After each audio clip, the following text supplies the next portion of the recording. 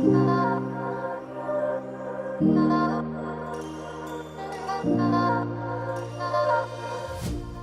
right, welcome everybody to Studio B. I am your host, Pastor MDH. Thank you for joining us here again.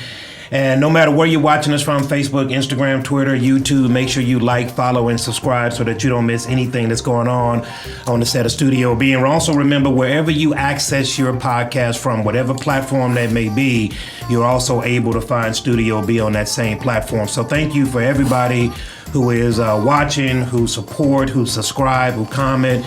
Man, we don't take that for granted. Thank you so very much, man, for your fellowship. We greatly do appreciate that. And so now here we are again on the set, and I got these two brothers to my left and to my right. Thank you, man. I appreciate that. I can hear that now in my beats. Appreciate that. I feel like I'm in the studio, man. Turn up my headphones. Yeah. But, man, I got Pastor Lawrence Scott. What's your middle name, Scott? Lee. Really? That's the cool part. That's why me and him cool.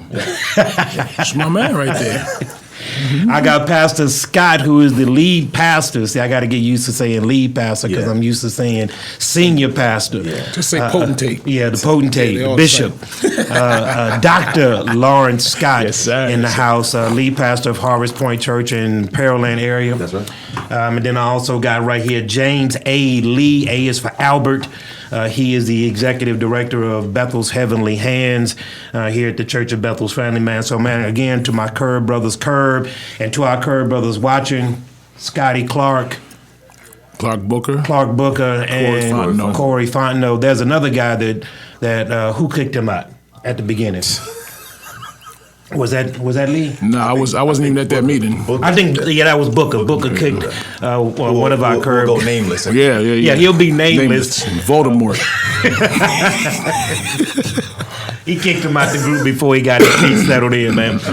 But everybody, we had a very fruitful conversation, man, a couple of weeks ago. Now, let me just kind of start off by saying that we just had this real hard freeze come through our city, man. Houston ain't built for that kind of stuff.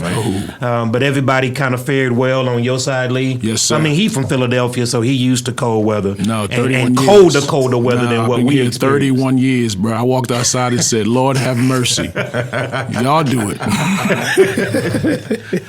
Yeah, we got to see some snow for the first time in a couple of years, man. So I'm glad that everybody came through on the good side. But, man, on our last conversation, we talked about a lot. I think we got to part 92 on that first episode, man. And I just want to really appreciate you, brothers, man, because I enjoy having fruitful conversations with people that and not to use your words, I was getting ready to say it. Then I caught myself. Thank you. I caught myself. I didn't say it, Lee. I didn't say it. But just having fruitful conversations with some brothers that I enjoy and some brothers that I respect. But, man, today we're going to go ahead and keep the conversation going like we do in Curve. Let's do it. And just kind of let the Lord kind of do what it needs to be done. All right. So kind of where you guys at right now, man? There's a lot going on. I'm going to let you guys kind of lead it, and then we'll see where it goes. Where you guys at? Yeah. For me, See how he did that? Yeah, he said, yeah. for me, he got situated. Yeah. So it's a broad question. Yeah, it is. I think for us, me personally, I'm great.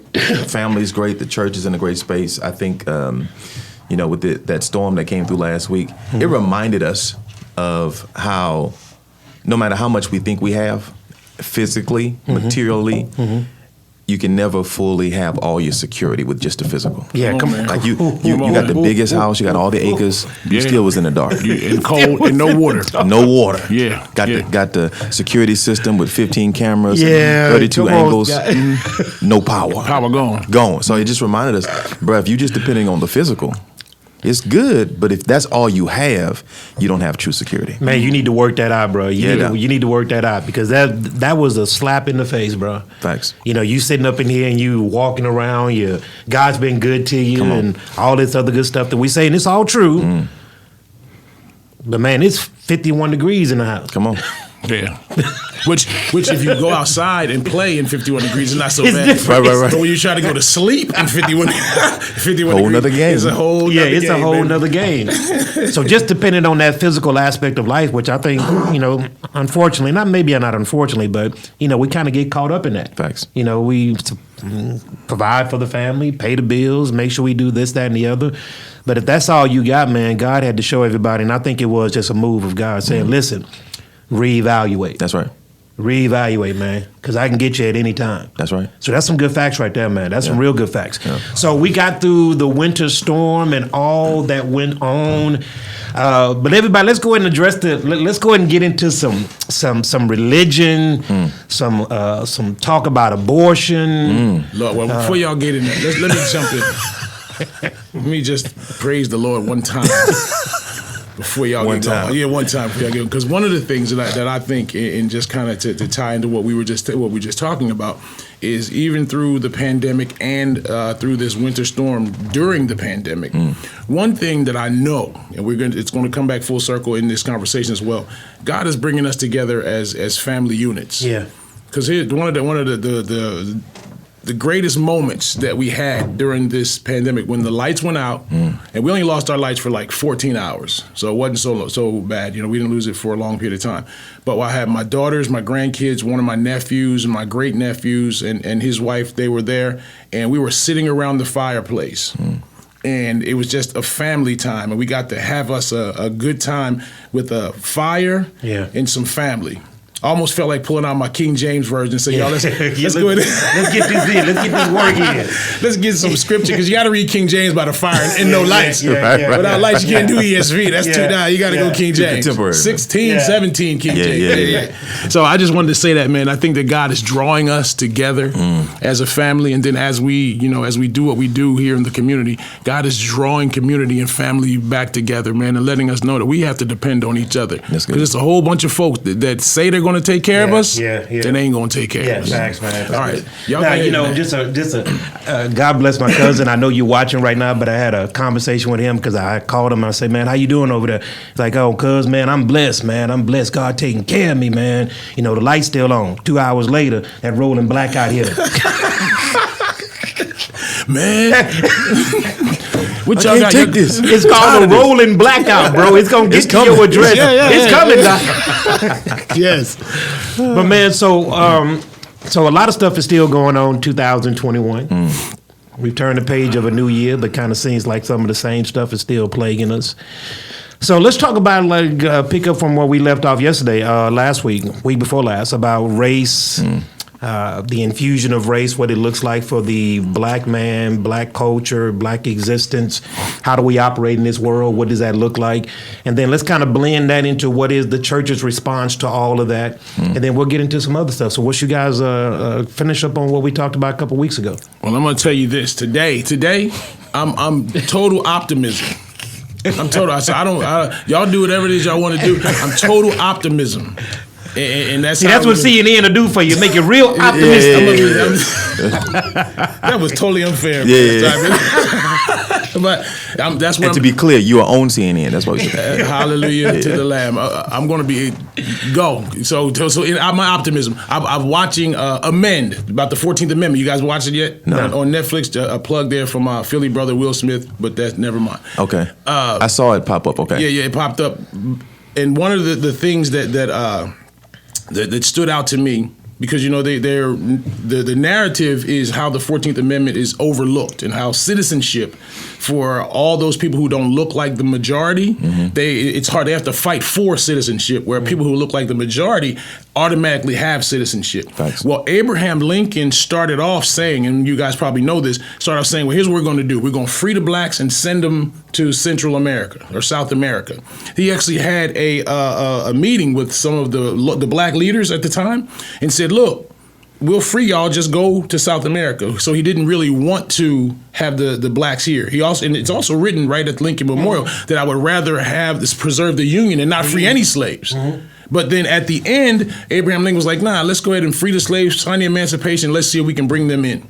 So the reason why I want to be optimistic, because that made me feel optimistic that if you can go to South America, go back to Africa, to, let's work them in, that people's minds can be changed. Yeah, absolutely. So I'm from that angle, I really believe that there are some people that are empowered that if they get to know us, that their minds can be changed. Absolutely. Now that's where I'm starting at 9:24. Let's see what y'all got for me. But that hopefully I can tear that down. But joking. I'm with you.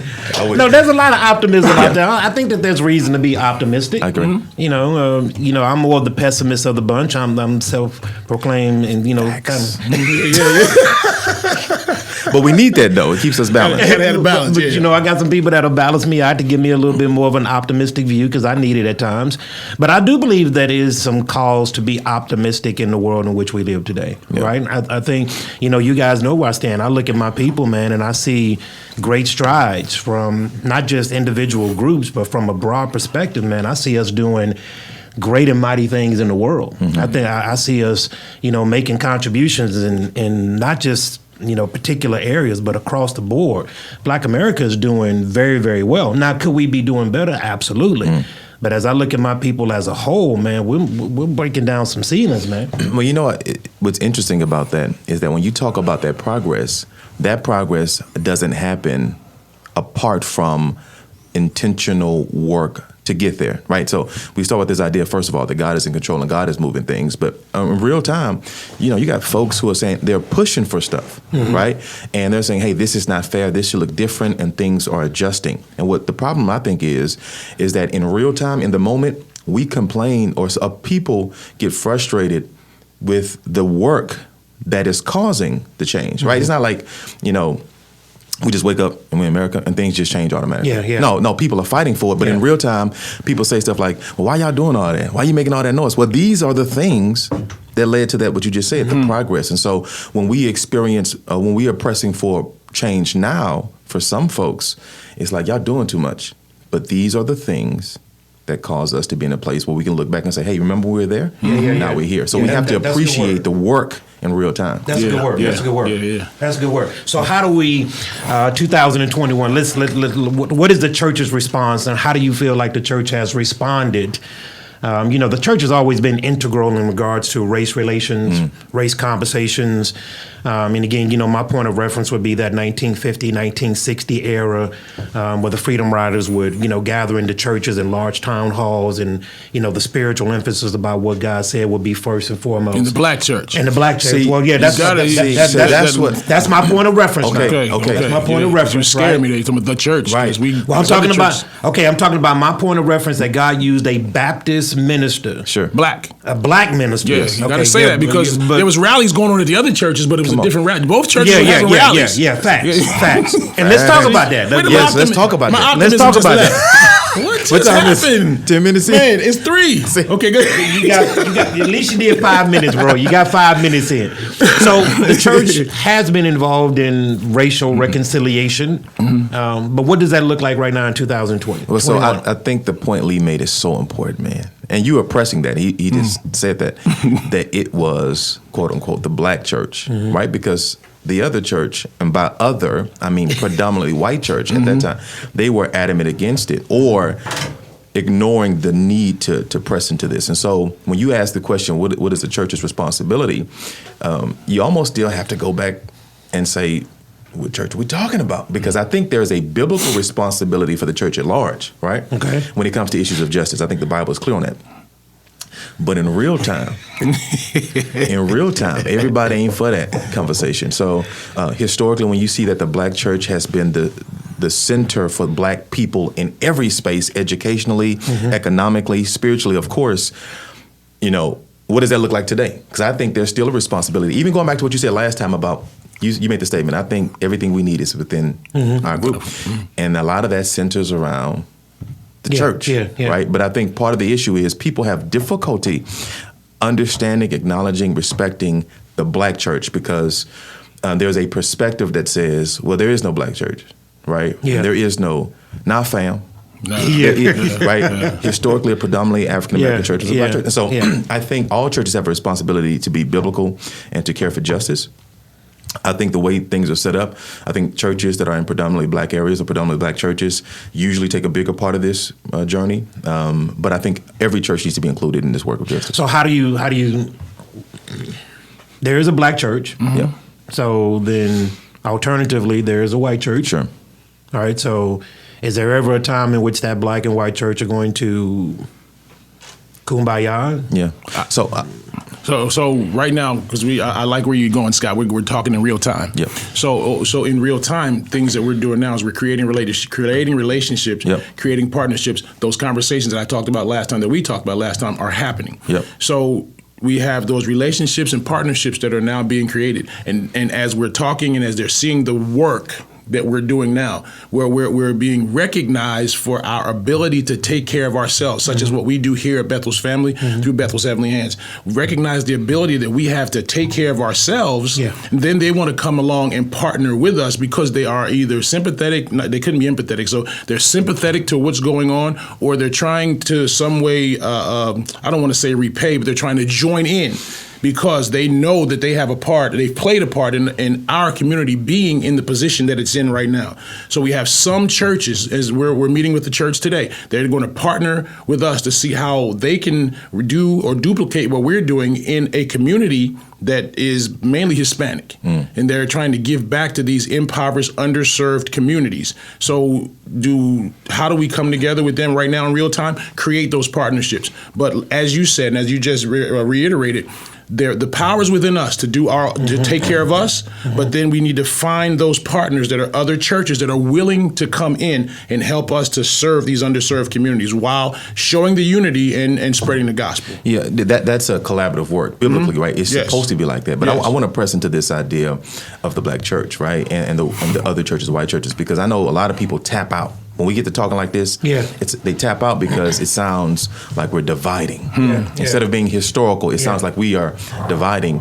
And I know we've talked about this, but this idea of there being a black church and the work that has happened in that space is difficult for folks. But if you stop talking about it as black and white, and like in my community in Pearland, when I leave where I live, there's a Chinese church right there.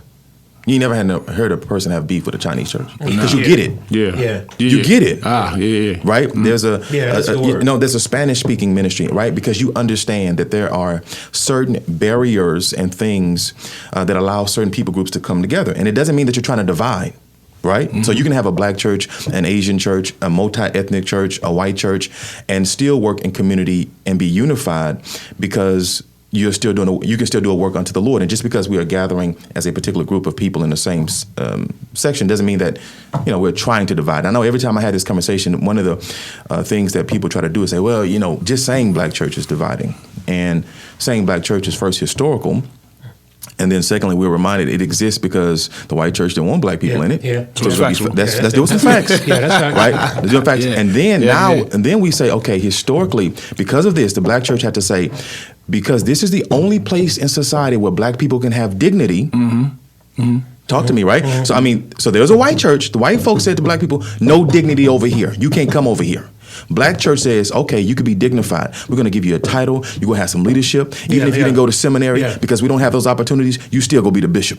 Right. Right? You still go be the man. Right. And so historically, that's what we've done. And today, we're still pressing that. So to say what Lee said, I like the fact that he says that we can come together. We can do a lot of stuff that we do ourselves. But people need to understand historically that certain churches, in this case the black church, has played a major role in the advancement and prosperity in various areas of black folks. And I anticipate and hope that church continues to do that. Now you pressing. Now let's talk about the historical part, because I think that's that's a great talk right there, Scott, because that's an excellent point. When I'm looking at Tony Evans, everybody knows that Tony Evans should be America's pastor. Right. Right. Come on. Preach. Tony Evans should be America's pastor. Right. But he's been on record as saying they'll listen to me on the radio. Yes, sir. They'll come to my conferences. Yes, sir. He say, but they will not, talking about white America, will not allow me to be their pastor. No, sir. Now, they'll let me to be their radio pastor and, they'll download my devotionals and things of that nature, but they won't allow me to be their pastor. So there is a point to that. But when you're talking about the Chinese church and the Hispanic church, notwithstanding, aren't those churches there more for cultural appropriation in regards to language barriers? See, but I think if we limit it to just language barriers, we do ourselves an injustice, because language is a barrier, but it's not the only one. Right? Culture is a barrier. Big time. Big time. Geography is a barrier. So, for example, if you live in a community and there's literally no black people in your area, chances are in your all white area, you're in some remote area, then there's a barrier that's geographical, because only white people can come because they live in the area. Culturally, there's a barrier. And I think sometimes we give passes because language is a barrier, but it's not the only one. Culture, like black people, let's talk frank. Yeah. Black folks in general, this ain't for everybody. Yeah. In general, culturally are just different. Just different. Music, how we process relationships, the local church, what we eat. There's a different culture, and that barrier sometimes allows people to gather in certain spaces together. Now, I'm not saying that there shouldn't be real multi-ethnic intentional movements. I like the idea of that. But normally when we talk multi-ethnic, especially with the church in this country, we're talking about a white church with some black people in it. Okay. Or a white church with a diverse group of people in it. That's a smaller portion, but the atmosphere and the ethos of the church is still white. Mm-hmm. So let me go back to your point.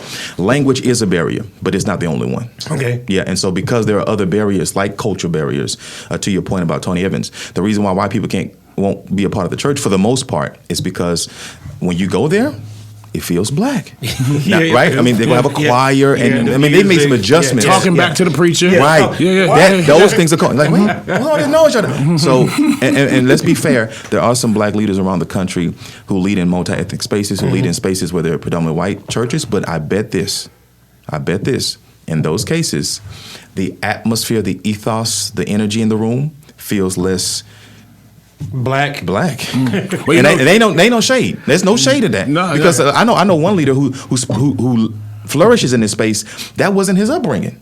So don't try to create something just because he's black with his skin. He wasn't raised in that environment, and so as a pastor, he doesn't flow in that space. No shade on it, but that's normally what has to happen. It has to feel less black for other people to be a part of it. And let's qualify that for those that are watching. This brother did his doctoral work on this very subject. Sure. Am I correct? Yes, so, sir. So that's why we are acquiescing and let him. He's the one who can speak to it the best. And to a certain extent, my focus was specifically on what it looks like for a black person as a black leader, black pastor, to walk into various spaces and how his race will impact his ability to lead people. And so that was my focus. And with looking at pastors from all across the country, the same thing shows up. My blackness will show up. I can't walk into this church and my blackness not be an issue. It's either going to be an issue that's going to help, or people going to say, man, I can connect to you because, or it's a barrier I have to overcome. I have to show them something maybe different than the report of what they believe before they can fully embrace what I'm doing. So it plays a part.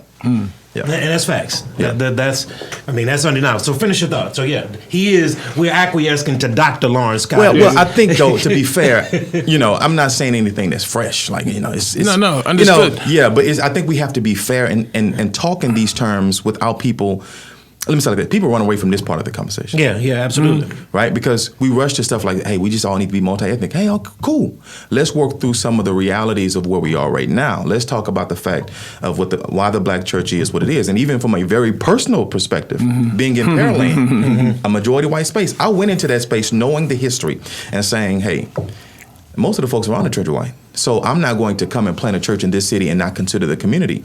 And people at the church will tell you, I tried, and again, I'm not God. I tried the best I could to really be available to everybody.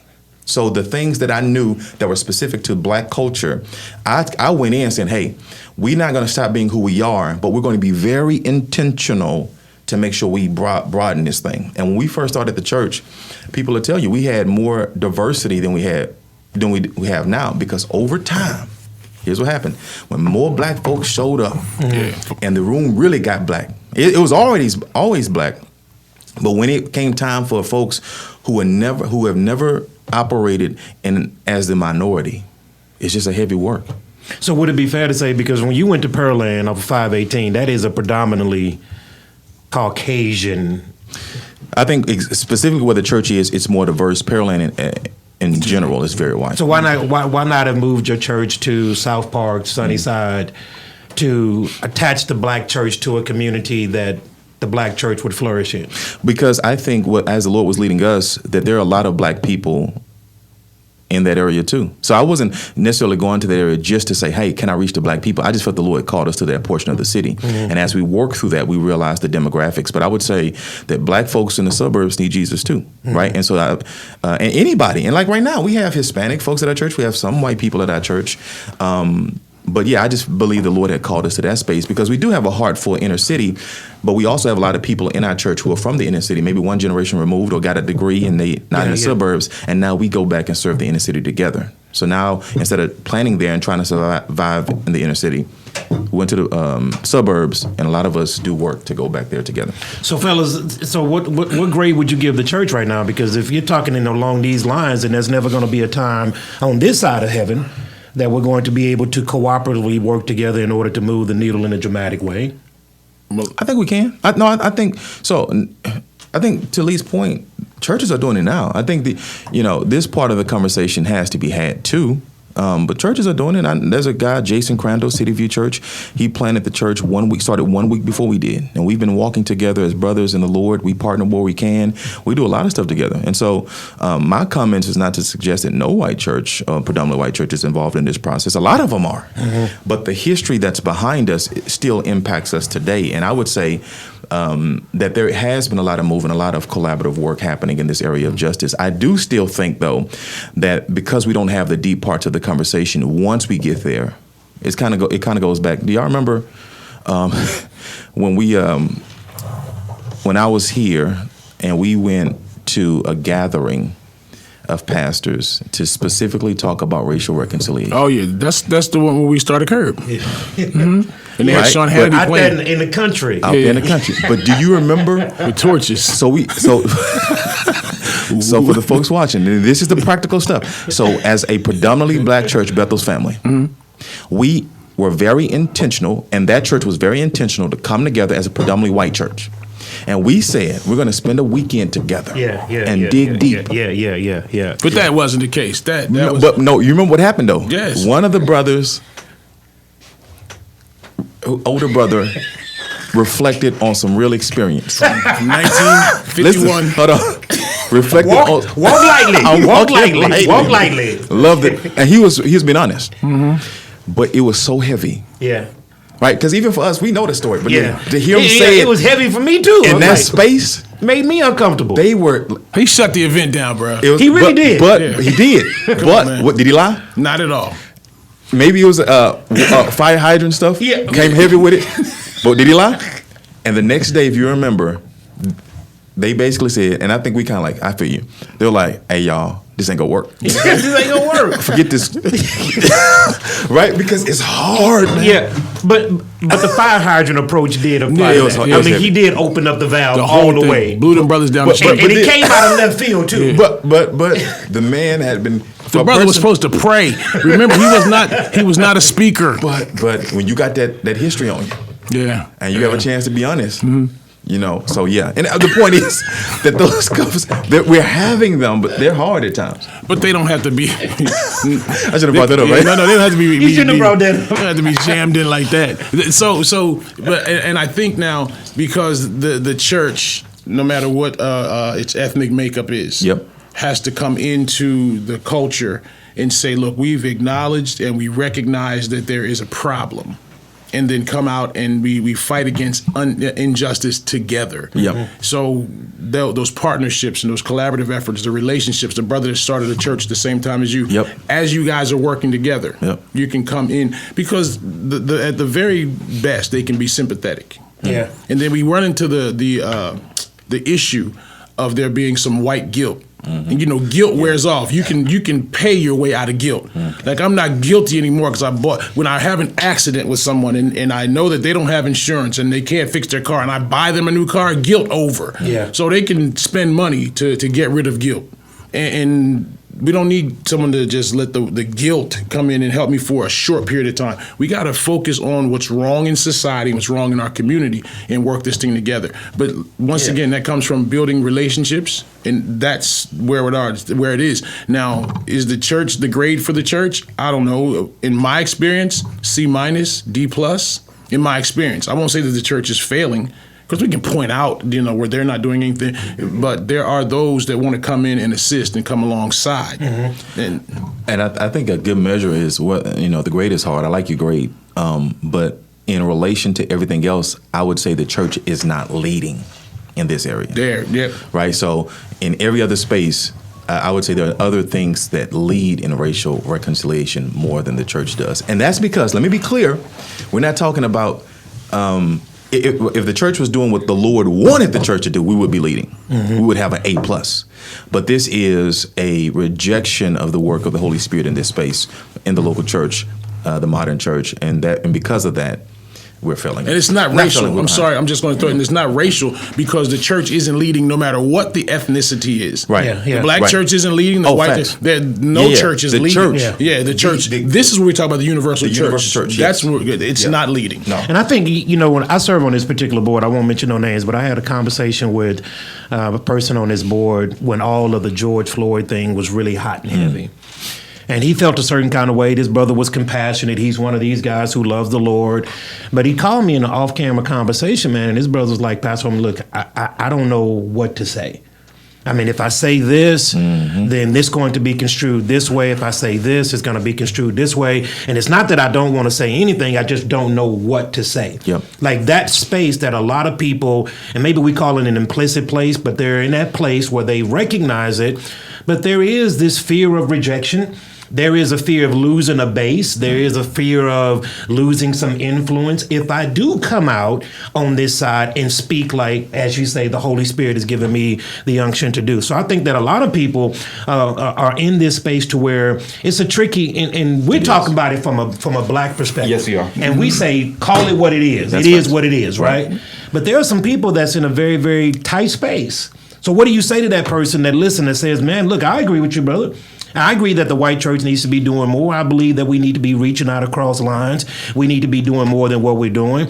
But I fear I stand to lose a whole lot. Yes. Social capital. Social capital is more important than physical capital. Well, I mean, it's a real issue. Yeah. It's a real issue. And I think you have to your point, what do you say to that person? I think you have to acknowledge that difficult place for them, right? I know a number of white pastors who, when this stuff happens, they get pushback on both sides, right? So if you're a white pastor and you have a church that's predominantly white, but you have other ethnic groups in there, when that George Floyd situation happened, right, that pastor's saying, okay, I'm going to say this, right? And they say that thing, whatever, they make a statement. Then there's a black group in that church that you ain't said enough. Yeah. And at the same time he made that same statement, there's a white group that says you said too much. Too much. Yeah. Right? And so he has to deal with how to manage. And it's not just about people leaving the church necessarily, because you're concerned about their development and growth spiritually. He has to wrestle through things that Lauren Scott don't have. Yeah. When George Floyd go down, I'm going to stand on the pulpit and I'm going to be biblical. Yeah. I'm going to call out some current events. Yeah. And most of the people, I'm going to be like, Yeah. whereas that white pastor's like, man, if I say this, they go leave. And I know one guy who, because some of the pastors in the city after that, we did a sermon series together on race, black and white pastors and other ethnic groups. And we would come back together after sermons and pastors would cry about the weight of the message and how people responded to it. And that very same dynamic where I'm preaching on this and people walk out and leave. Right? Or, this group said, hey, that was good, but not enough. And he's trying to figure out, like, what am I doing? So I think we have to understand and have some empathy, if you will, for that situation. And I think as we continue to build relationships, we can figure out how to make that work together. Yeah, that's a good word. Yeah. But it is a real space, y'all. Sure. It's a very real space. So you give it a C, you give it I said C minus. C minus. I just say we're not but that's leading. positive. So that's probably a C. Okay, I would give it around a C plus. That's not where you wanted to go. You just kind of got sucked into it. You want to see No, you were I failing. actually wanted to go lower. Yeah, I wanted to give it a Why are you stuttering? worst grade. I know you. But I acquiesced to my I did too. my left and Yeah, my right. lead with your positivity. You led us off. Yeah, my 'Cause I was like, positive man, C you know, hold it. So, man, so to acknowledge that space, man, because the true work that we all want to get done has to be done across cultural lines. cultural lines. Absolutely. I mean, it has to. Absolutely. But that's, again, you married. You married. I'm married. Steve, you married. You know, like I do, you can't have real unity until you deal with issues in your house. Yeah, right. In Yeah. your house. Yeah. You can't be Yeah. slamming doors and not talking about, you got to deal with it. Yeah. Same thing with ethnic relationships. Yes, we're making progress. We got to have real conversations. We got to cry together. You know what I'm saying? We got to be like, man, I don't understand this. Well, I don't understand this. We got to work through it together. Yeah. And ultimately, as we approach this sincerely, led by the Holy Spirit, God to get the glory out of it and things. Well, I hope we can approach it to that space, man, to where we can come into an area with people that don't look like us, with the guards down, and like you said, cry through that area, man, and work through that area in some very, very intentional ways, because it's very intimidating. Yes, it is. It's very, very intimidating, especially in the culture that we're in right now, to approach this particular subject from a pulpit standpoint, from a private, conversation with a good brother who's not like you. It's a very intimidating space because you are forced to take sides on one side or the other. And if you can't find that balance point, I don't think we're going to be able to move the needle in any significant way. But you got to be willing to press when you're talking to those people. Like the people that I've talked to, press in. Like, come on, man, be honest. Let's be honest. When you hear someone's background, born in somewhere in the backwoods in the South, or even up north, I told you guys some of my experiences. So you got to be able to say, look, I know this is what was poured into you. So now this is what was poured into me. Like literally, my dad wouldn't paint the house white. I'm just saying, my dad had his first white friend when he was like 70. I got a white house. No. My dad, my dad was raised in Alabama in the 50s. I ain't painting the house white. No, ain't nothing. Straight up, we ain't do that. Why do we have red walls? Because it's not happening. It's not happening up in here. The only reason why I wasn't black is I had a mama. But so we got to be able to have those very, very real conversations, and that's. So where does it start with us? Let's talk about black culture. Yep. I think we talking about white and black. Black folks, the way we approach this conversation is different. I mean, I would say majority of black folks approach it a certain way, and then others don't. Right. So, for example, this conversation, there's some black folks who are probably lean towards, I hear all that. Stop focusing on that. Keep pressing. Mm-hmm. Then there's some black folks who will say, nah. We're going to stay right here. We're going to press right here. We're going to do some stuff, but I'm pressing right here. And so for us as a people group, while there should be diversity of thought, we're not a monolith. Mm-hmm. We need to even within ourselves have healthier conversations there. Because sometimes we force ourselves to be... You know what I'm saying? It can be a diversity of thought. Let's have it in a respectful way, in a way that's going to help to contribute to some progress. But that's so hard because everybody that looks like us believes, I use my brother here as an example. If you have a different point of view, you are an Uncle Tom. Facts. You are a sellout. Sure. What do you mean you are Republican? And in your family. This is optimism, Steve. In your family. Folks just sitting there. My family is different. We're different, man. I have a cousin and this brother, we went to his house for the 4th of July. I'm talking 4,500 square feet, 2.5 acres of land. The dude had a pellet grill and a smoker and a cotton candy machine that was his. Yes, sir. Yes, sir. And we were all over there having a good time. And that brother made sure he wore his Black Folks for Trump t-shirt. But because my family, we know who it was this cousin is. We know, come on, bro. Finish the ribs. We ain't gonna fall. Finish the ribs. Now, that's what we said in public, but now I had 2 of my cousins came say, man, look at this. I'm going to say dude. Look at this brother. Man, look at this dude, man. Oh, my goodness. I was like, man, eat the chicken, bro. Don't fall for the bait, man. That's your cousin. But it's okay. Yes, it is. As you were saying, for us to have a diversity of thought. And even on the other side, we get our brothers that are more conservative. And they say, look at those blacks. Sure. Man, look at all of them in line. Look, he got a BMW and he's still getting some food. Bruh, he got to pay the BMW. He got to pay that $9,000. Come on, how you going to do card note? He just lost his job. It's COVID. Right? That sound real. Y'all got calls? Yes, sir. Yeah, real talk. That's a real conversation that I've had with someone. People come and they say, man, their car's nicer than mine. So, maybe they were making this last week and they're not making it this week. Right. But they have to have a space. We talked about create a space that we can talk from both sides of the aisle, because there's black folks on both sides of the aisle. Mm-hmm. I think there's more black folks on a certain side, and they really throw darts at so the Black for Trump group is a smaller group. And so this black group, like, man, what y'all doing? But black Republicans. WTH? But I think there's a black. It ain't H. It ain't H. Not on my page. It may be H on your page. You got more Christians on your page than I do. I don't know. But so here's some real talk about that, right? I think Like, even with that, we got to be 1,000. Is there a such thing, historically, practically right now, as a person who's too far on the extreme? So if you, on this end, Yes. Uncle Tom, is that a real dude? Oh, Uncle Tom, no. Is that idea of a person a real person? Okay, well, let me ask that. Is that a real person? You asking me? I'm asking. That is won't it be possible? positive. I can't answer because that won't be that's what I'm optimistic. saying. So I think Yes. people get thrown to the extreme. Okay, is that a real person?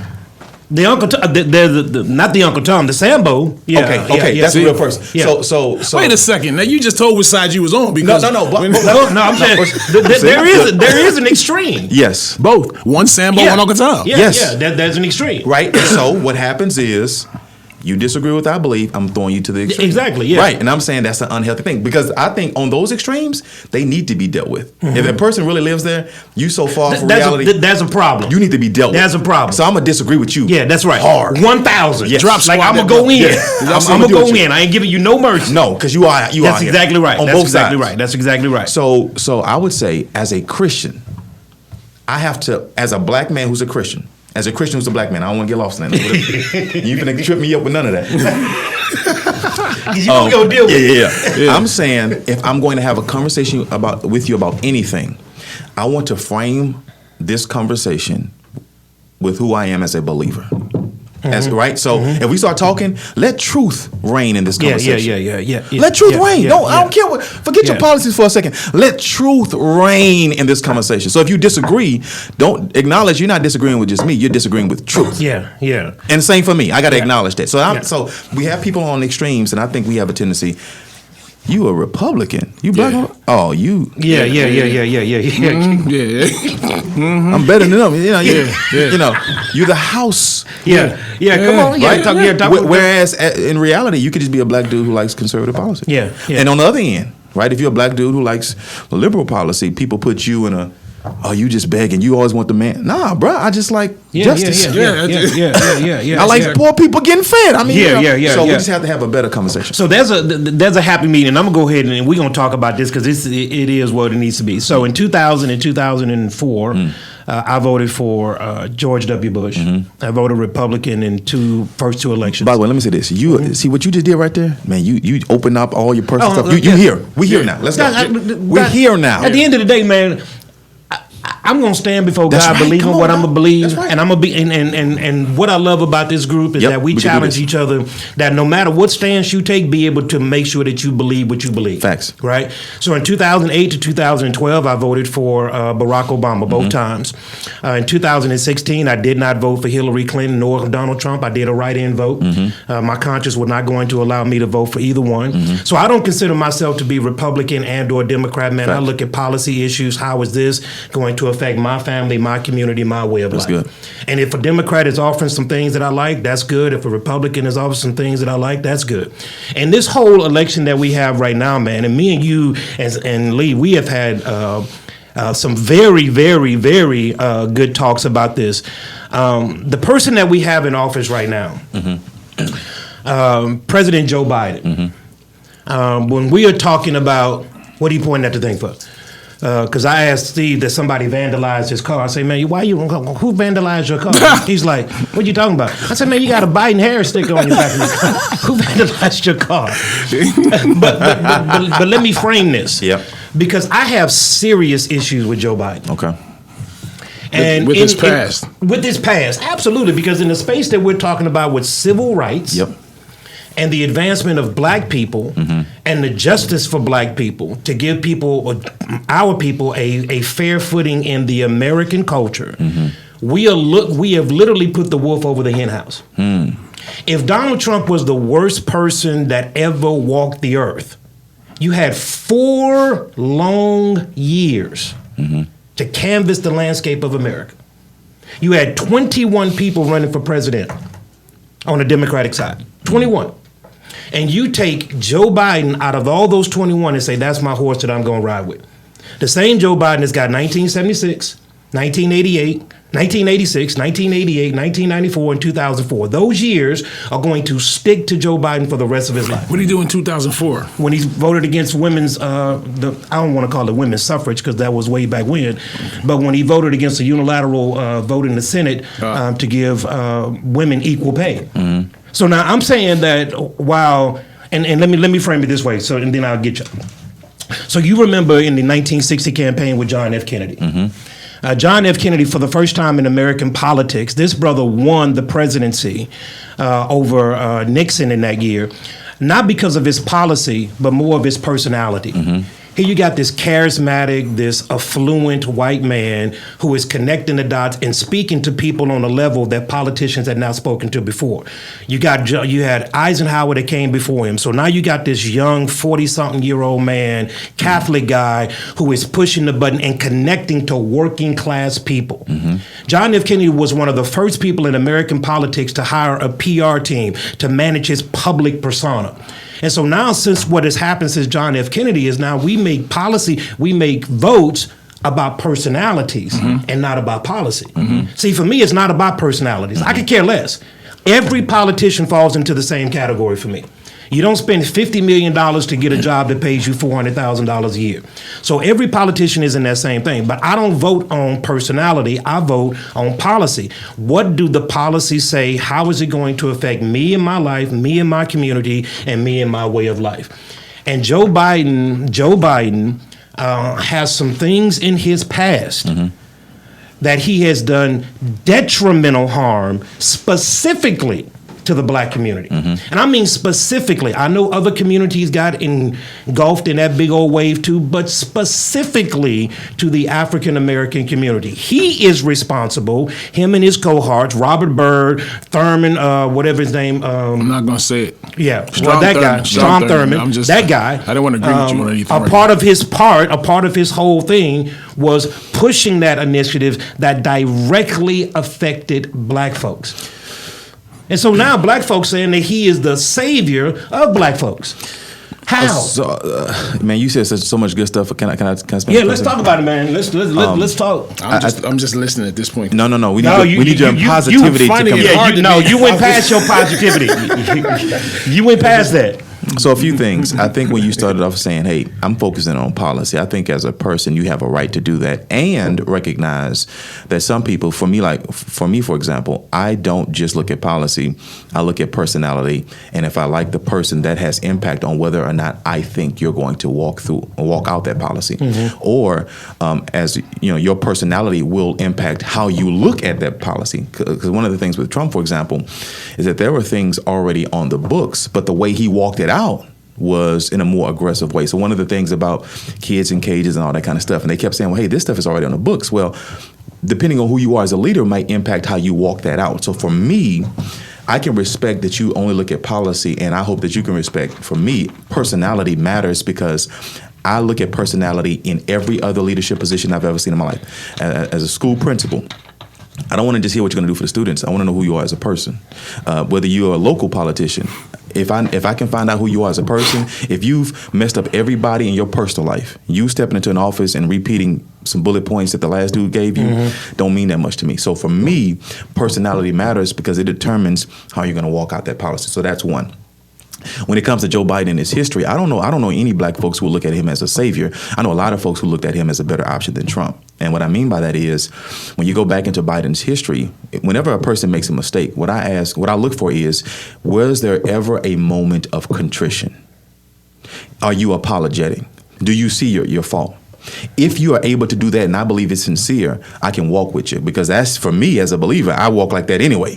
Because I know a lot of folks who got issues. And then I also look at the fact that a lot of his stuff, especially more recent, were things, if you go back to the crime bill and all that kind of stuff, were things that black people supported. Because at the time, they thought that was the best thing for their community. They like, yeah, I want to get these folks off the streets. So black people, pastors, leaders, they supported it. We look back on it and say, man, that was tragic and that hurt our community a lot. And we can look back and see it with clear eyes. So I would say, when it comes to contrition, are you apologetic? Do you see the error in your ways? Have you grown? Like Joe Biden's, let's be fair, he's an old white dude. So he grew up in a system that has always benefited. Watch this, not just white people, white men more than anybody else. So if he is learning and growing from that, I can roll with you. I think the problem, what I had with Trump, and even with this time with him being on thing, is that as a person, I don't trust you. So I don't care what the policy is if I don't believe you're going to do it. If I don't believe anything that comes out of your mouth, it doesn't matter what your policy is. And I think because he did not have a public life as a politician, you can't charge that against him. But if you look at his life as a person, because at the end of the day, watch this. Today, tomorrow, I can stand on any I can tell you I believe any policy I want to tell you I believe in. If I need your vote, like tomorrow, I can say, you know what? Scratch what I said yesterday. Today, I'm this. And you might believe that or not. But what I can change overnight is who I've been to people. How I've conducted myself in my private business. How I conducted myself when nobody's looking. How I've treated my family. Like, I don't care who you are. If you trashing your family as a man and you trying to lead a larger group in public spaces, I might not roll with you. So let me ask you, and you go ahead and jump in, because I need some positivity. I don't know if I have some. I need some positivity. No, I'm totally on board with what Scott was saying. But as you were talking to, and Scott touched on it, that we have to believe, first of all, as believers, we have to believe that people can change. So if they change their minds, then thus they can change their actions. So all of the past, no matter who the politician is, because as watching Amend, Abraham Lincoln changed his way of thinking, and he changed his way of thinking as he sat back and had time to look at decisions that he has made in the past, not unlike anything that we do. So now, do we say that President Biden was, or President Biden is, or President Biden will be? So that's how I'm going to look at it. So yes, he was this way. At this point, he is a certain way. Now we watch how his policies, how they'll play out. President Trump, I thought the man was what everybody thought he was in the beginning, and then it played out that way.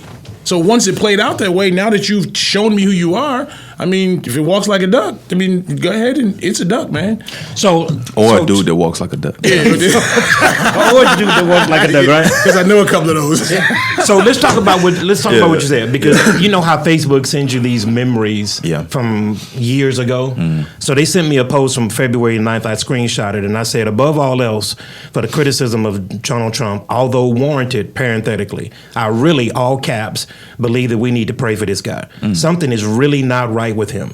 I've never seen a more extreme case of narcissism in my life.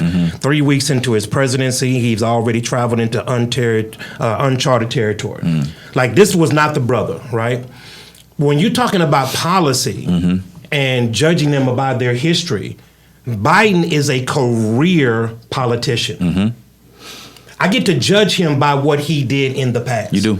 Because he is a career politician. So in those 47 years, and I'm sorry, I just have to jump in because I'm older now. I forget my thought. So in those 47 years, we're picking out 4 things, and let me just qualify this by saying, I am not a staunch, ardent Biden or Democratic, proponent. I'm just saying that we have to be objective in our thinking. So in 47 years, we got 1, 2, 3, 4 points. Bang! That's what we're gonna say. It's just like with Kamala Harris. No. I'm not saying that. I'm saying these 1, 2, 3, 4 points have dramatic impact in the African American community. But I think we're giving Biden too much credit for it's not like he said, "Hey, he signed the bill." Yeah, like him personally. See, that's the thing about politics. But he championed him and Strom Thurmond championed the 1986, 1988 crack laws. But he was the head guy. He the one that pushed it. Aunt Susie championed it because Aunt Susie said, I'm tired of these boys standing on my street corner in front of my house, driving by, shooting my kids. Right. So that's where the championing They didn't do that opposed to. So you got, look at it like this. If you want to talk about judging the person based on the history, when you make any decision, you have to use good reason.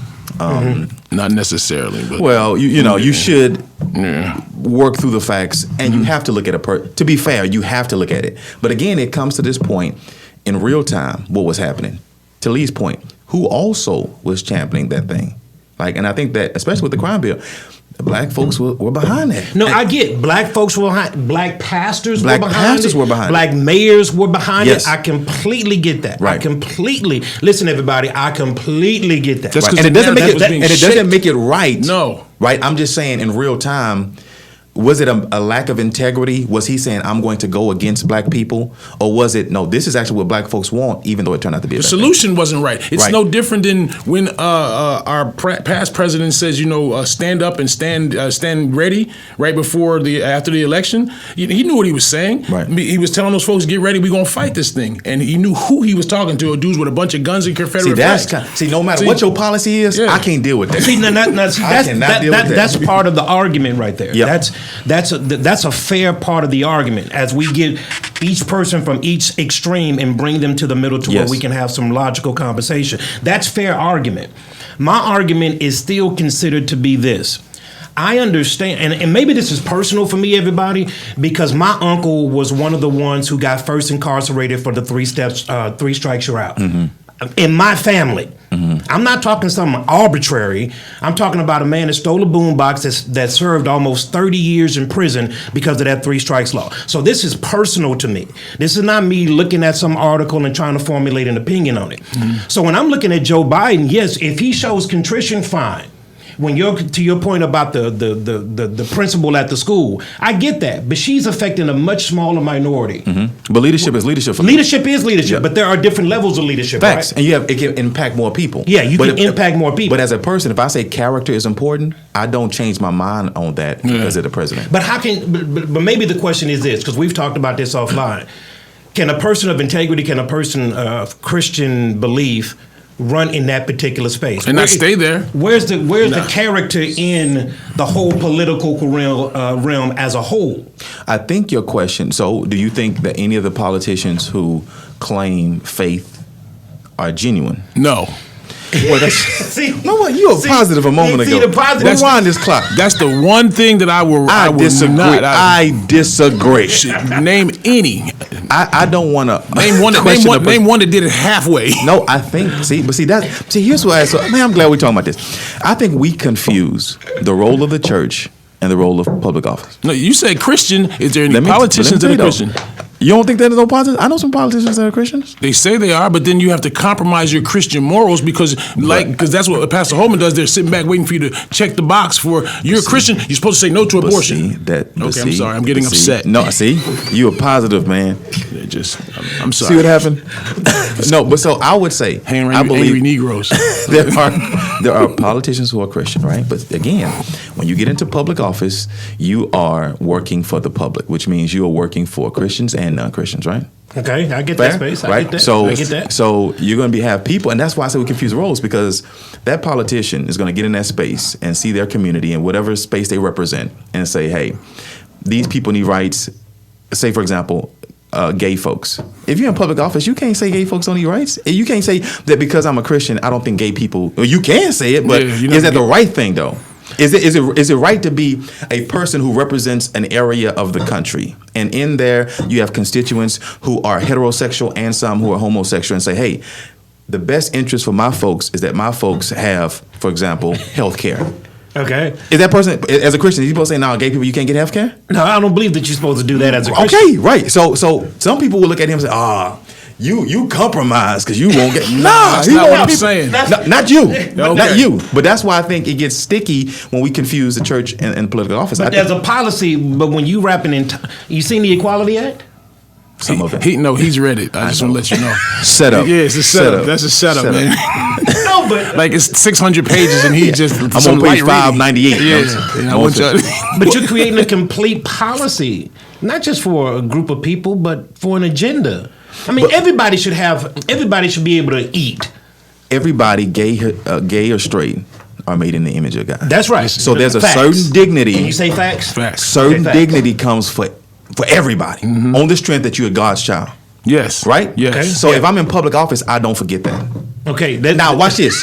As a pastor, I'm not marrying no gay couples. See, I can do both. I can say you need insurance, and then when you come for the marriage, I'm like, nah, I ain't done. But then when you run again, all of a sudden you're no longer in public office. That's fine. So to his point, though. So, that's the when you have to make the compromise personally and you assume that professionally. everybody. I don't. Okay. We're not just talking about Watch gay, this. because that's the image. Watch this. And I brought that up because that's the thing that's always. Yeah. You're a pastor. You've married folks. I've married folks. I've never once, in all my years, had a gay couple ask me to marry them. I haven't either. Because they know a lot of folks, they respect that people have a difference of opinion on that. So I don't. So when a gay issue come up, I don't get because that's just the noise. Yes. In real life, it don't feel like that. And it doesn't happen that often. It don't happen like that. But that's You know the what I'm narrative. saying? The narrative. That's the narrative. You're right. The gay folks are finna take over, bruh. I got some gay people at our church who are sensitive folks, who care about people, who are nice, kind. It ain't like that. Now, when it comes to theology and what the Bible says, we go stay right here with the scripture. Yes. And I'm gonna love you in Jesus while I'm staying right here in the scripture. Okay, Yeah. so is there a marrying of Well, you said personal Christian convictions Yes. and that in policy decisions? Well, if you say that, then you want to say if there's a marrying. Okay, yes, there can be a way where it can exist. But if you're going to be a career or a two-term politician, there's going to come a time, That you're gonna have to cross that line. but and they're going to press, because here's the thing: it's the latest Supreme Court justice, the young lady. Gosh, I forget her name. Amy Coney Barrett. The first thing they shot at was she's Catholic. Mm-hmm. Now, as Protestants. We were sitting there thinking, she ain't got to compromise. She Right, just right. do what she does. We ain't gonna slam nobody. Right. So but that's the first thing they want to do. They want to shoot at the narrative that's created. And they create this narrative where, look at what the radical right is doing. And then we have our radical right brothers that are standing up there, with the signs at the abortion clinics. Yeah, all right, yeah. That's not even in their neighborhood, but that's a whole nother subject. It's a whole nother subject. We have these folks that are saying they found the one person in the middle of America who won't make a cake for homosexuals. One person. You know what I mean? People like, come on, we're bro. going to shut it down. And then the media, and God, I was trying not to use that word. Yeah, you did. You I was already trying to did. use it. But the narrative that's created nationally is saying that all the Christians hate the gays and they put us against each other.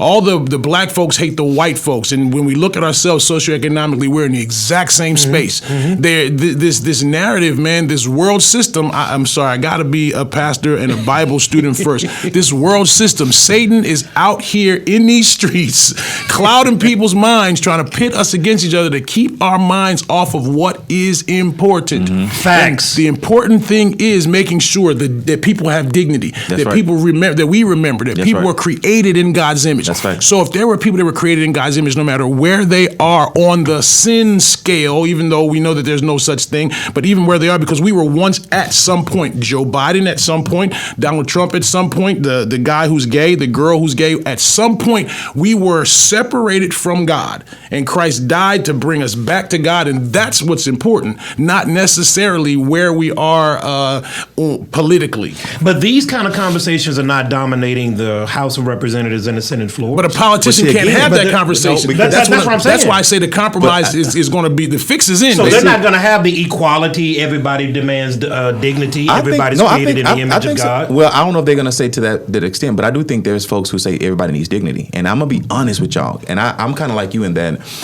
I'm not just going with a political party just because I'm tied to that party. Yeah. I'm going to look at what's going on and what's happening. I'm going to vote my conscience. Yeah. Yeah. But Real I would tough. say, now let's be honest about this. If there were a conversation about people having dignity in the majority political parties that we have right now, Democrat, Republican, who's more likely to have that conversation? Man, I get Yeah, no, be 1,000. My Republican self can give them dignity because I got this money. That's that. I would say, watch this. This is what I would say. I would say, you may not like this.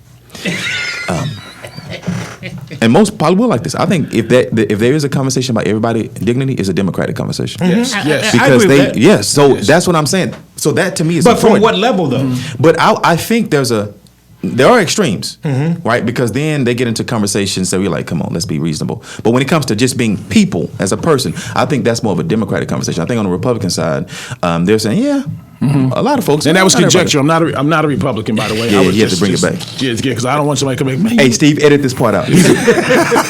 That's my contrition. Right? And is that fair? No, that's fair. But my response would be from what level? Because I would see the sympathetic side from that party. Yes. From the Democratic Party. Yes. I agree with that from that standpoint. But my response will be from what level? Because I believe that there is one party that wholly relies on the vote of one race. That wholly relies on... But it's always been that way. I get that. Well, no, I would say...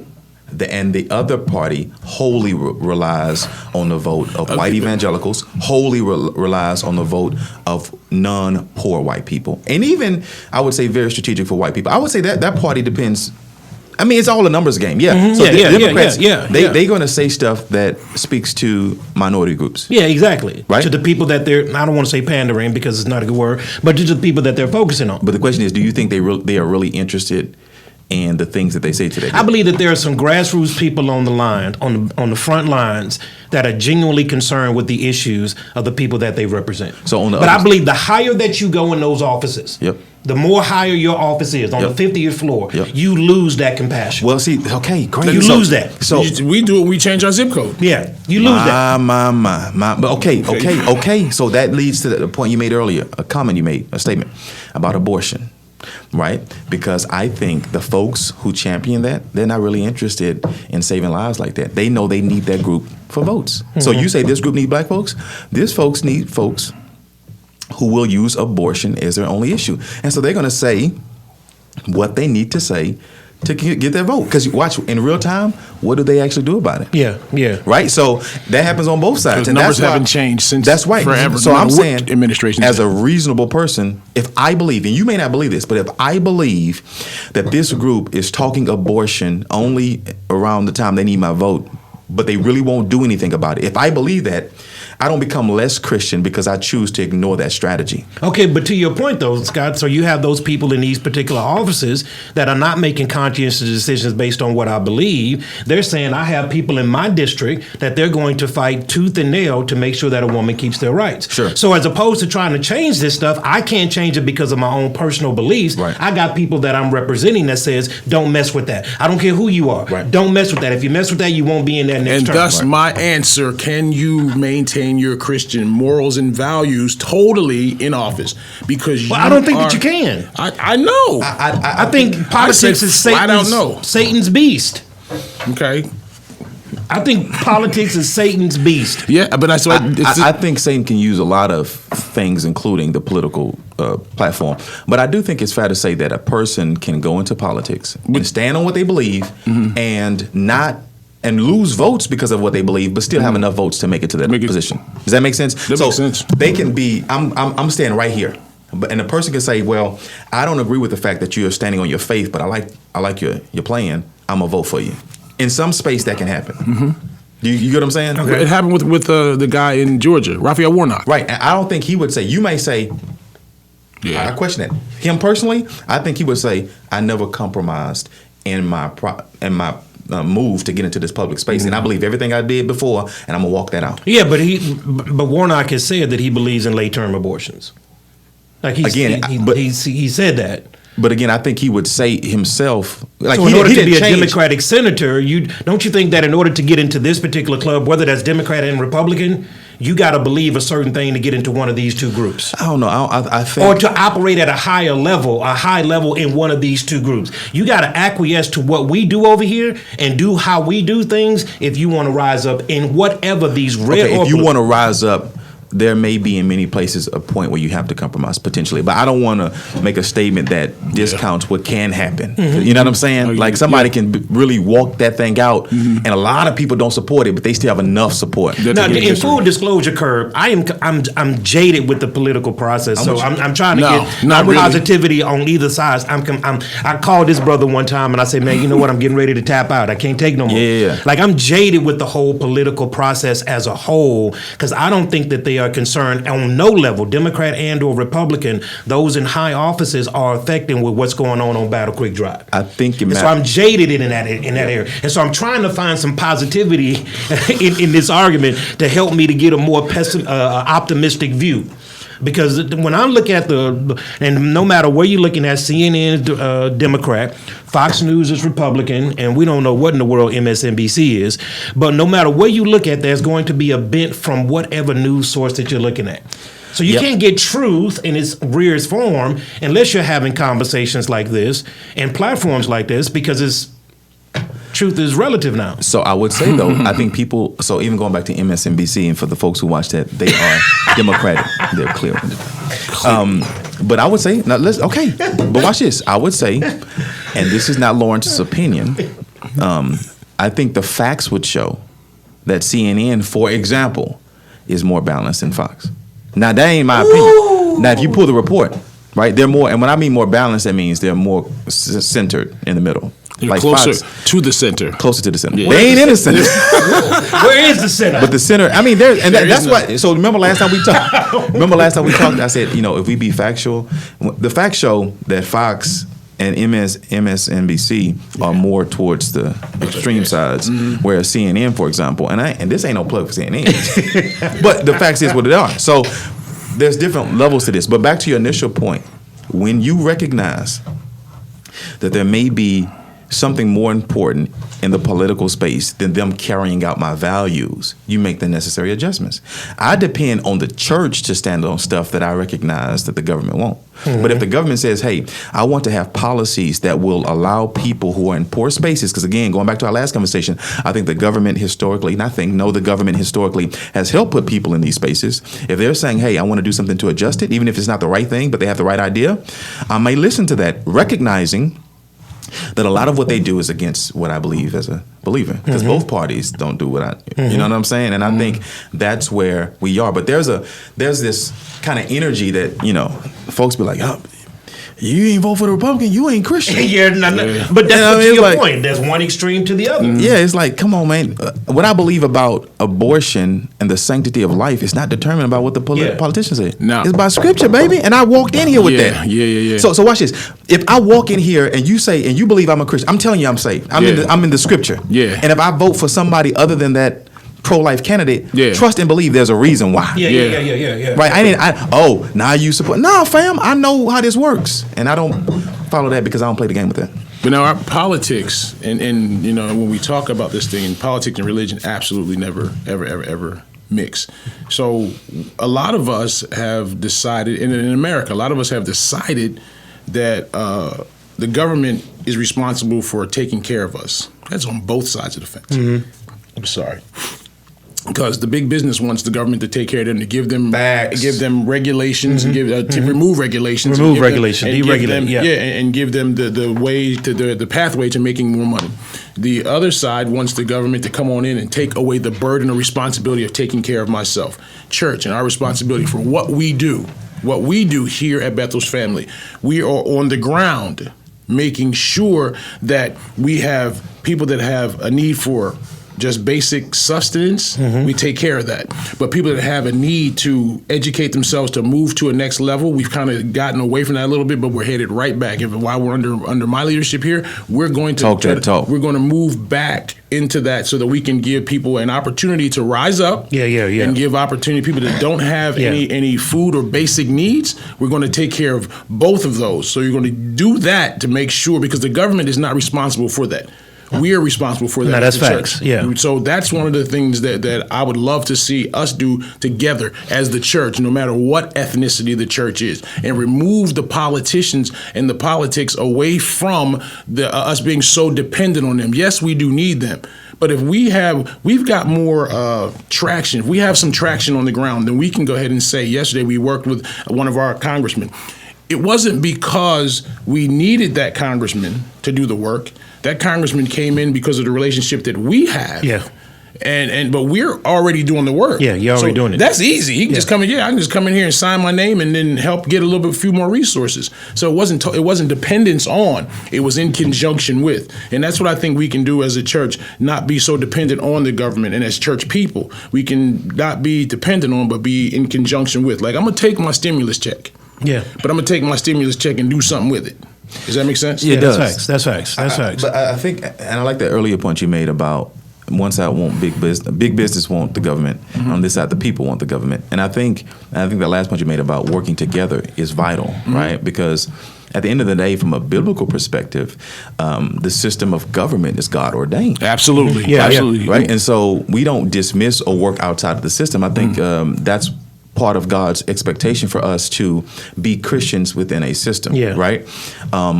And our contributions to society as believers is to cast votes, because we do want our what we believe to influence culture. Now, again, the government is not the church, but we do want. Right, we want to say so. Yeah, absolutely. And I think it's important to recognize that the government is a part, not the only part, but a part of the solution to, in conjunction with. Absolutely, because they have a responsibility not just to protect watch this, not just to protect us from foreign issues. Yeah, but domestic as well. Domestic as well. But domestic as well. Right, and if that means in a domestic way that the government has to assist with some social stuff, right, some order stuff, helping people groups who were limited or hindered by the government, and protect them from those who might take advantage, I'm for that too. So not just international, foreign, but domestic as well. And so the balance of this, because to both of your points, when Scott, when you're talking about, whereas when I had this conversation with a good friend of mine talking about the whole, 1986, 1988 crack laws, where, if a man gets caught with 5 grams of crack, it's a 10-year automatic sentence. Person get caught with an 8-ball of cocaine, that's probation. Right. And here's what he said: well, the guy with crack should have never did it. So I said, exactly.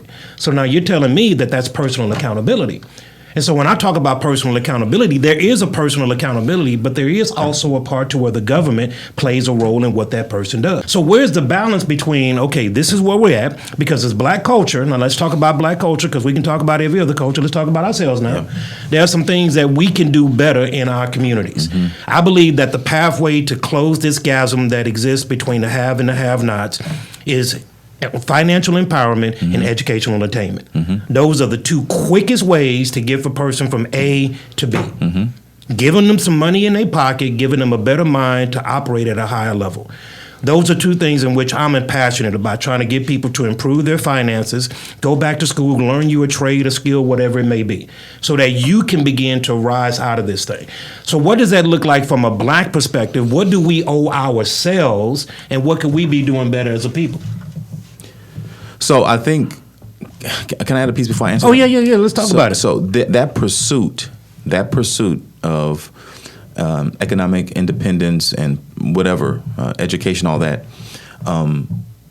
doesn't exist totally outside of the experience and impact of exterior forces outside of that community. In other words, black economic independence has always been an attempt historically, right? Even we talked Civil War, Reconstruction, but there's always been this theme that the more that blacks get, it's taking away from what whites have, right? That's been the energy historically. So after Reconstruction, you got black politicians, you got black people buying land. They're like, nah, fam. If y'all advancing, we must be losing. We're going to mess that up, right? And so throughout history, that has always been a move. I would say today, it's less of a thing, right? Nobody's walking into your business necessarily and knocking it down like they did in the past. But this pursuit is something that doesn't exist completely away from everything else. So yes, we as a people group can teach financial independence. We can talk education. We can talk opportunities. But some of that pursuit still requires engagement outside of the community. Absolutely. And in those spaces, we still have to have a voice to say, okay, as you're pursuing this, recognize there may be some potential hindrances, and this is how we work through it. But who carries the heavier burden? Who carries the heavier load? The opportunity, the talk of the opportunity, or the outside forces that impose on that opportunity? See, I think that in order to, if there is a proverbial middle ground, then the only way is when both sides come together and meet at the middle. So as Scott was saying, there's exterior forces. Yes, you can have a business, and we know that that's how we create some generational wealth. But where will you allow me to have my business? You can go to certain areas or certain strip centers, and if you're a startup, you can't afford to be there. And we know that if you don't have the money, and we know who has the money, you have to go and ask for the money. And there's still those things that we talked about on the first show. There's still those obstacles that are in place that keeps me from getting my business here. So if my business does succeed, I still don't grow at the rate that I need to create the intergenerational wealth that will come with that. And even as he says, Middle that, though, 'cause ground. I know you're going to answer your question. The voice of us pressing ourselves is the bigger, right? If there's a proverbial middle ground, I like what you said, Lee. But I am convinced that what we can do as a people, right, is bigger than with God. Yeah. Facts. It's bigger than the opposition that's against us. We just can't act like that doesn't exist. Yeah. And I don't think that we should operate in the space. And again, as we got to qualify this thing again and again, I don't think we need to operate or even talk about the space that it is not an outside force that is coming against whatever opportunities that we're trying to do. Sure. I don't believe that. But again, the data, we're talking about data, we're talking about historical facts and things of that nature. Black America has 50 times the spending power that it did in 1950. Everyone does, though. Yeah, but specifically with black, and see Steve over there shaking his head. I understand everybody does. I'm talking about black folk. Yes. Okay. I'm talking about black folk, Steve. I ain't talking about white folk. He picking on Steve. He ain't I'm talking about black folks. He ain't talking back. I'm talking about black folks, right? I'm talking about black you, folks, Steve. right? Right. And so I'm saying that when we're looking at, okay, I can't put my business over here in River Oaks. Okay, I get that, man. The price of per square footage is a whole lot more expensive in River Oaks. I get that, and I can't afford that right now in my life. Okay, but I can put my business over here.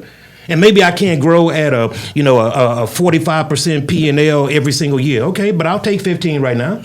Wherever I'm, to use your language, I got to bloom wherever I'm what? Planted. I got to bloom wherever I'm planted.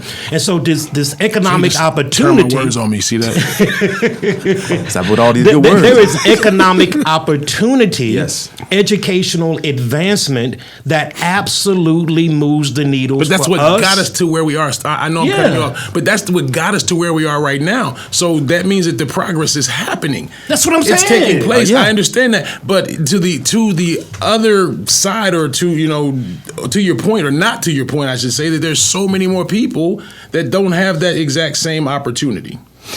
Is it the responsibility to give everybody the same opportunity? You know what? Now now you got me twisted, because I don't know. I think everybody.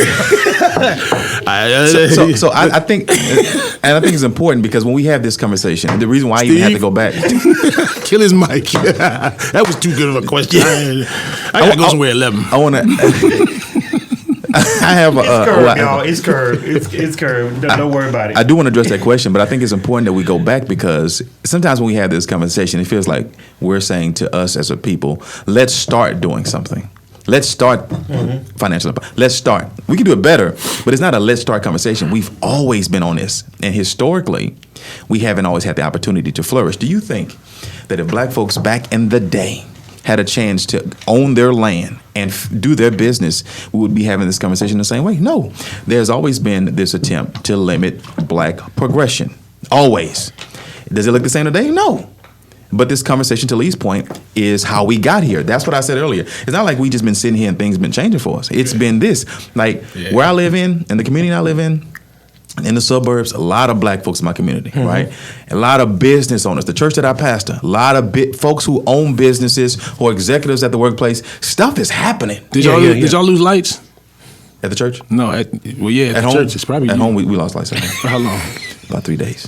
Oh, really? Yeah. Okay, because my nephew. He's squirreling, y'all. He just completely squirreled. Yeah, he took us off. He just completely squirreled. Yeah, Scott said, well, wait. But and your question was, man, give me a question. I forgot, because he squirreled. He squirreled. It was about, do everybody need access, I think. Does everybody demand the same opportunity? It's a full question. What do you mean? Can you open it up? So we talked about it 2 weeks ago. Yeah. 2 people. Let me use my space. I did have another meeting. I'm texting folks telling them to be late. Same upbringing. same environment, exact same environment, almost to the T, two different outcomes. Same opportunity presented, same choices presented, two different outcomes. One took one road to, by God's grace. The other one chose not to. Okay? What is that more about? Is that more about a system, outside forces pressing the opportunity, or is that more of a personal decision to do something better? So every people group, there will be people who do that. Black, white, Hispanic, whatever. Yes. I think the idea is, though, because of historical situations and even current situations, in a black situation, when you choose not to pursue, if it looks different in a space where you've had a chance, even if you as an individual don't pursue what you need to pursue, as a personal decision, chances are there's still an amount of wealth that's available to you or opportunity that's available to you historically and presently if you choose not to pursue. Instead, in the black context, what you're talking about, if that black dude chooses not to pursue, there's a good chance, not in every case, there's a good chance that his fall off is harder because of the situation that he's placed in, if that makes sense. That makes sense. Okay, but to your point, though, Scott, we talked about 2 weeks ago, we know who the majority of people on welfare are. Yes. We know what that color looks like. It's not us. Are we talking about welfare? Yeah, we're talking about welfare. We're talking about all the government assistance. We know what the majority of those people look like. Right. You know, that's when you're going down 45 North and you make a right on Woodlands Parkway, not a left. They look like the people on the right of 45, not like the people on the left. Yes. Yeah. So when we're talking about those who have, if they fall, they're going to hit a cushion, that's a segmented group. Yes. The majority of those same white folks that get out there and fall on their face, they're not going to hit no cushion. They're going to hit the concrete just like black folks. Well, except they're going to hit some white concrete. And being white has an advantage. And that's the difference. So black. But see, that's what I think white folks, not to discriminate, but rich white folks don't like poor white folks. But they still white, though. See, it's funny. The politicians need them for their votes. And that's why they keep us separated. But go ahead. But the idea is, and I'm talking, again, this is not even my opinion. The facts would show that if poor white, poor black apply for a similar job, assuming that black got a black name, whatever that means, he's less likely to get the job. That's not Lawrence. That's just facts. Yeah. Right. That. So there's still a thing though of distrust with certain people groups. But I don't want to say all that as an excuse. I want to point out that whatever we talk about within our group exists in every group, but the fall off looks different. Back to your original thing, the dude who was in the hood with the other dude, and this guy said, "I'm gonna take advantage of what's been available to me," and flourished. And this one did not. It's a personal responsibility thing, and that dude has to own that he did not manage well, steward well, take advantage of things that were available to him, and we recognize that his fall off may look a little different than other folks. So that's bringing in those two extremes. Bring those two together, and just because we can't always assume as well that we make the right decisions that we're going to have the right outcome or the same outcome. Because remember, we talked about before, we have to redefine what success looks like. Yeah, that's right. So now, after we've redefined what success looks like, and we face these obstacles and kind of press and move through, I think that both dudes can do well. Absolutely. Both dudes can do well, but we also have to not press the false narrative that if you do this, and you connect all those dots, that this is the outcome. Yeah, absolutely. Because that may not be the outcome. Sure. That's right. Because there are some things that may hinder you. I mean, there are also just some things that people that aren't saved, they call fate, and that what we call sovereignty. God has ordained us to be in a certain space for a certain reason. And I thank God that he has me in this space for this reason. So as we look at that, we have to make sure that we don't give people this false hope. No, and Lee, to your point now, this is the Christian thing amongst pastors. Yeah. Deuteronomy 29:29, the secret things belong to God, right? Some people are able to recover from mistakes for whatever reason. Like we just buried a young man last year, 21 years old, was number 43 on the NFL's list in 2024, went out and made a stupid decision, got killed that night. Whole life was ahead of him. He made a mistake. For whatever reason, he wasn't able to rebound it from. I made that same mistake that he did. I did the same thing that brother did years ago, but I recovered from it. Yeah. I don't know how God does that. That's beyond my pay grade. So to your point, that's God being in control. But also to the side of saying, yeah, there are some forces that press into us. But man, isn't that just life? Like, isn't it just kind of like, man, life's gonna slap the hell out of you at one point in time. I've been saying hell for a lot. Man, you dropped some hells last week. Man, get in there. I'm sorry about get that, man. in there. Get in that word. It just says you got to filter. You got to filter it. But as Scott was saying, that when your fall in America, if you look one way, isn't as hard. And to be fair, of a guy, generally speaking, if a man falls and a woman falls, her fall may be harder than his in this country. So I'm not just making this a race thing, but we can't ignore that. Men have an opportunity to excel in ways that women don't, right? White people have a way to excel in this country in a way that other non-white people don't. It just is what it is. And none of this is an excuse for being trifling. Let's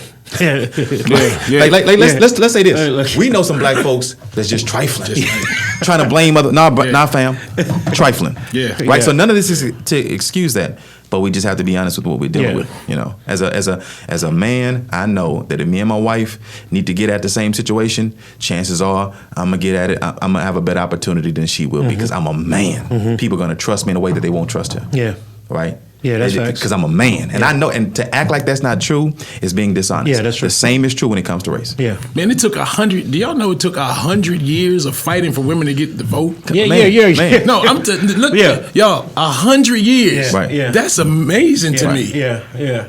That's amazing to me, man, and that just speaks to the resilience and the strength and the persistence, man, of women. We talk about, and I'm glad you brought that up, we talk about this issue with race, and we talk about the disparity in all the things that are race, but there are a lot of disparities, man, in all things that are gender as well. That's why, to be consistent, if you're going to be adamant about justice racially, you need to be adamant about justice in other places too. That's how you know that's the difference between being political and being sincere as a Good word. Yes. You need to expound on that, man, because that's a great point, man. Being balanced, being consistent in all areas, man. Even with the abortion conversation. If you go fight for black life, don't act different when it comes to life in the womb. You got to fight for that life too. You got to fight for women too. You got to fight. So that's the difference between being political and being real. Bro. That's why I love Curb. So, and we get caught in that space, man. And like literally, if you sit down with a group of guys, and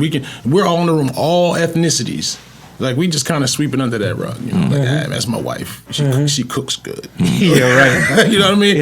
But no, that's my wife. She's smart. That's my wife. She's supportive. That's my, and they got it rough. Well, by the way, and this is a whole nother, we got to end this. It's part 422. Man, the fact, when we talk about women and how culturally we're trying to erase, when you talk transgender and you talk about, now you're a woman because, and watch this, I won't dismiss a person's thinking through or understanding themselves. Whatever that process looked like based on their history and experience, we need to look at that. But as we look at that, we have to remain biblical, and we have to value women and women who were born biologically women and what God has called and put in them, and not try to erase them because we allow another group. Well, the church plays a pretty significant role in that, though, and those I don't want to call them restrictions, but in that narrative of keeping a woman in her place, and that a woman can do a certain thing and not allowing her to do other things. I think you're right. I think historically the church has mismanaged how to honor gender roles. Because we've created a narrative that if a person doesn't do this role, then they are less than. Exactly. Instead of just honoring how God has brought us together to be compatible. Man. This got to be a good segue. But this is a whole nother conversation. Well, this is a whole other conversation. And I don't know if Steve can edit this part out, but I got edit out after I got into I just went off. No, but that's... But we opened up the women thing, and that's a whole other thing. That's a whole other thing. That's a whole other thing. But thing. it's all part of this, talking about injustice, talking about the church's responsibility, talking about what it's like to maintain your character as a Christian. Yes. Because you can't just say that, because I'm black, that this is what I'm talking about. Man, it's so much bigger than that. It is.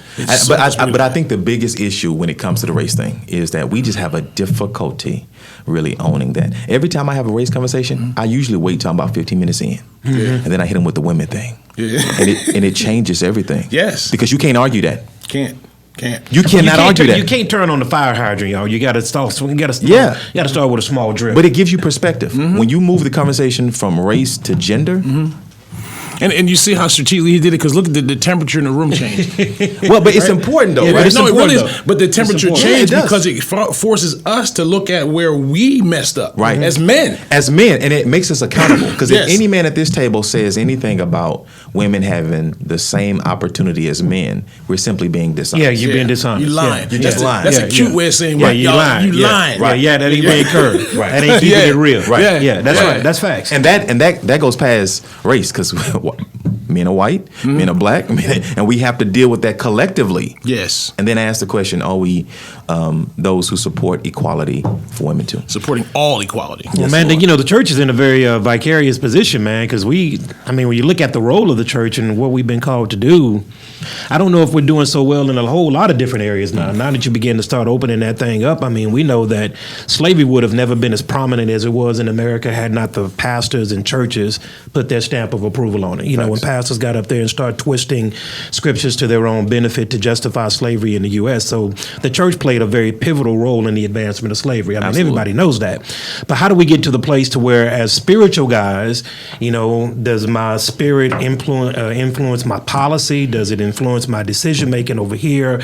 Like, what does that do? What does that look like? Because it seems to be in a very, kind of a tricky situation to balance the faith that is all dear to all of us, and then integrating that faith into society where that faith is not necessarily warranted or wanted. So I would say this is how you do it. You be consistent. And what I mean by that is, no matter what your political party is doing, if they are doing something contrary to what I believe as a believer, I have to say that. Yeah. Let me stop. Facts. Let me stop apologizing or making excuses for something that is apparently against what I believe is. Yes. I need to say that I'm a Christian first. Preaching good and now, I'm going to go with this party, and at the same time, I'm gonna call them out. For example, I voted Democratic for the Democratic president right now. Yes. Fam, that's not going to stop me from calling out no mess. That's not going to stop me from calling out this mess that I just mentioned with this transgender stuff. Yeah. I want to deal with that person and what they believe about themselves and walk with them, because I think that's a real thing. But at the same time, I'm not going to compromise what the scripture says. You see what I'm saying? So I can say I'm with your policy. I like the fact that you have diverse people in places. Why is that not the conversation? Because that's what I'm saying. We hand over our identity to political parties. Yes, exactly. Keep your identity. So we've made politics our God. We've made race our God. So why can't we have that kind of... Bring them in from both sides, brother. Listen. So the same thing that happened to you with your brothers on that board. We lose social capital. Social capital is more important than any other capital because it affects all the rest of our capital. When you take that stand in the middle or stand for what you believe in, you become a lightning rod, and no one likes that.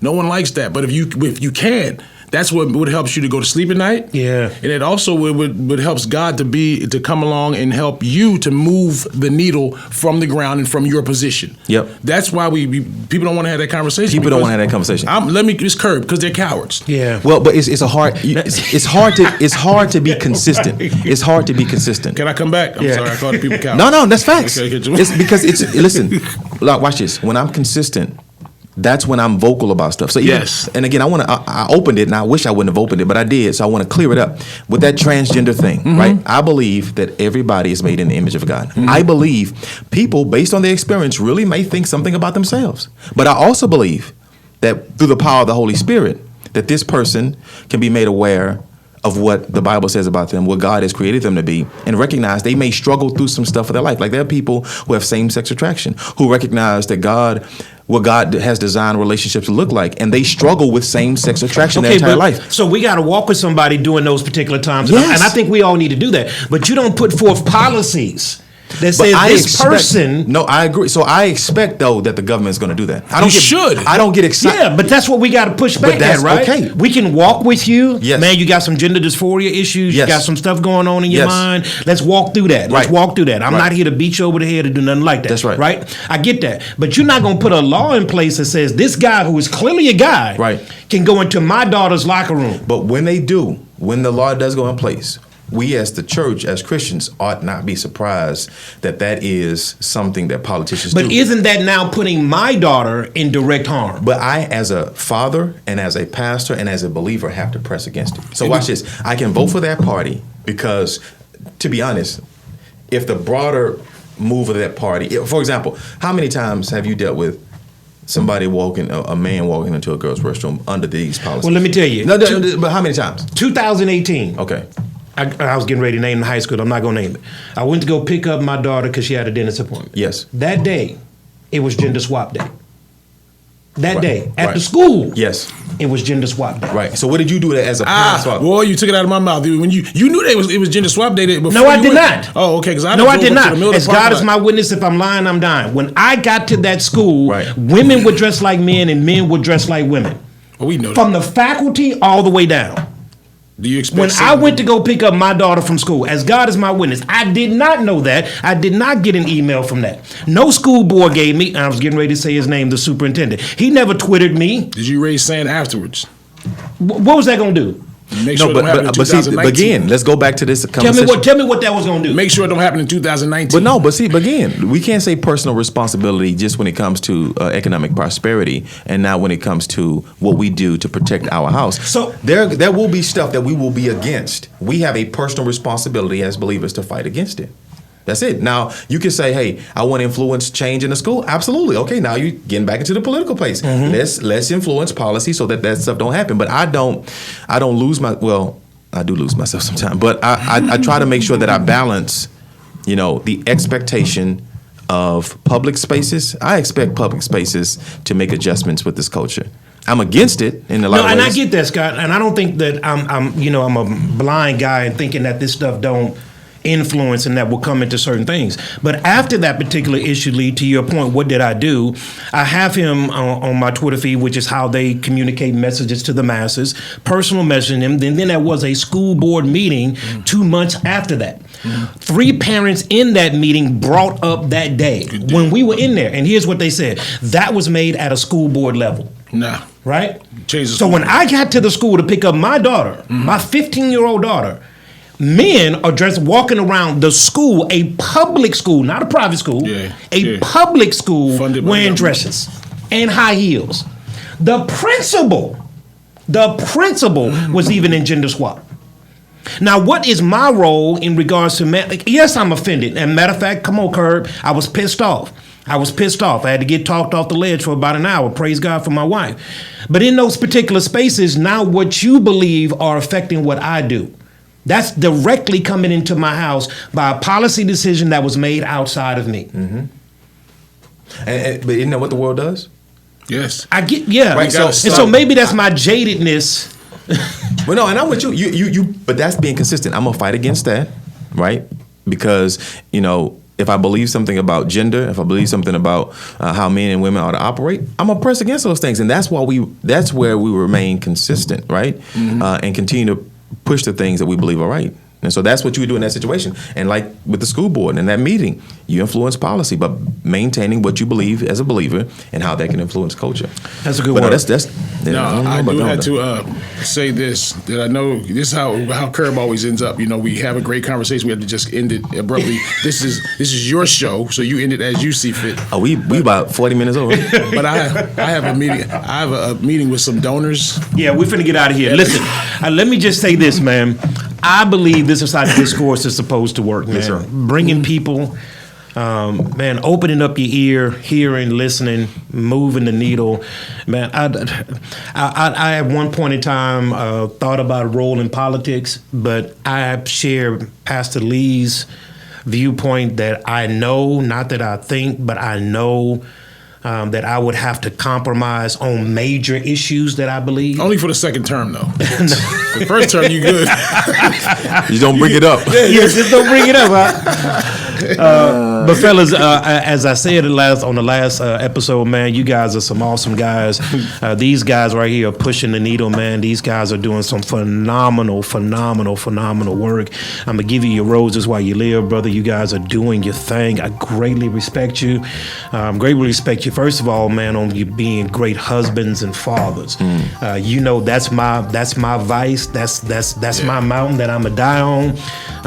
Taking care of your family, man, taking care of your kids, and and you guys do that awesomely, man. So I want to thank you guys for taking the time to come on out here to Studio B. I know your schedules are busy. We got to go out there and try to make a little bit of money, try to put some food on the table. But for all of those who are watching, man, thank you for your support. Listen, we're almost over 3,000 subscribers, so I need about 150 of y'all to go ahead and push that button and subscribe to Studio B on YouTube and all of our other channels, man. Thank you. We appreciate your followership, man. God bless you, and we'll see you next week. 'Cause I don't keep 'Cause I don't keep